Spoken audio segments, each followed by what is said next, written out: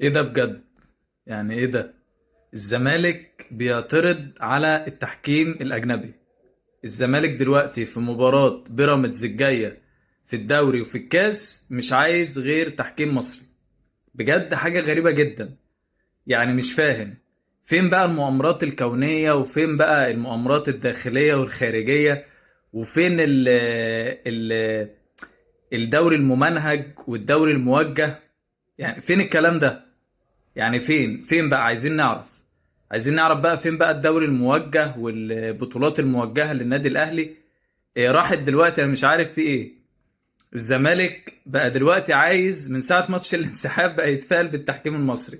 من ساعه ما الاهلي انسحب من ماتش الزمالك هو عايز حكام مصريين. اي ماتش هتقول للزمالك العبه يقول لك بحكام مصريين. مع انه كان قبليها بيومين كابتن ميدو كان عامل مؤتمر صحفي: يا جماعة الحكام المصريين بيظلمونا، يا جماعة الحكام المصريين جايين علينا. انا مش عارف طب فين بقى الكلام ده؟ فين الكلام دوت؟ انا مش عارف فين المؤامرات بقى. المؤامرة فين المؤامرة؟ ده كابتن ميدو طلع قال لك يا جماعة التحكيم المصري بيظلمنا. في ايه؟ عمل بتاع 10 مؤتمرات، والله العظيم عمل 10 مؤتمرات عشان التحكيم بس. عشان التحكيم المصري. فين بقى التحكيم المصري ولجنة المسابقات وحاج عامر حسين؟ كلهم بقوا حلوين دلوقتي. انا مش عارف يعني بصراحة. دلوقتي بيقول لك عايزين تحكيم مصري. ماتش بيراميدز في الدوري وماتش بيراميدز في نهائي الكاس، يعني تخيل انت ماتشين يعتبروا مصريين بالنسبة للزمالك، عايزين حكام مصريين.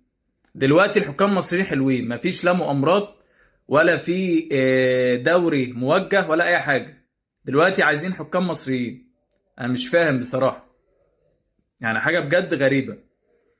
يعني انتوا كنتوا بتعترضوا على الحكام المصريين، دلوقتي بقوا حلوين. يعني مش فاهم. ما التحكيم الأجنبي كان بيجي في كل الماتشات.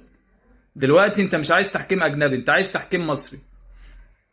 ما فيش بقى لا مؤامرات ولا أي حاجة، ولا في مظلومية ولا في أي حاجة.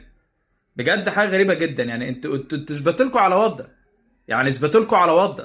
يعني التحكيم المصري حلو يبقى حلو، تحكيم الاجنبي حلو يبقى حلو.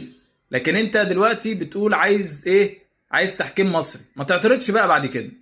بعد كده بقى لما تخسر ما تقعدش بقى تعترض وتقول اخطاء التحكيم والكلام ده كله. بس عشان النادي الاهلي بصراحة اعترض، وانتوا برضو كنتوا معترضين ومش عارف ايه اللي اتغير. انا مش فاهم. بجد والله العظيم حاجة غريبة جدا.